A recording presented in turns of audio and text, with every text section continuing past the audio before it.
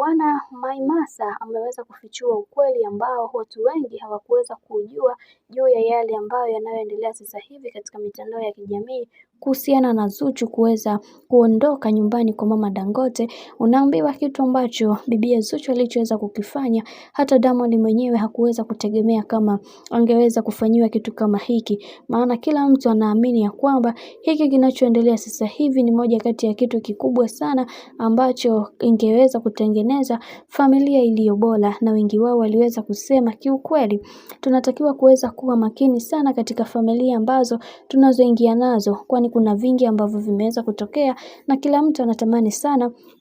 kuweza kujua namna ambavyo maisha yalivyo. Lakini leo hii tumeweza kuona Maimasa ameamua kuweza kuweka wazi juu ya mapito magumu ambayo amekuwa akiyapitia bwana mkubwa bibi Zuchu, akisema kwamba hana raha, hana furaha, wala ile nuru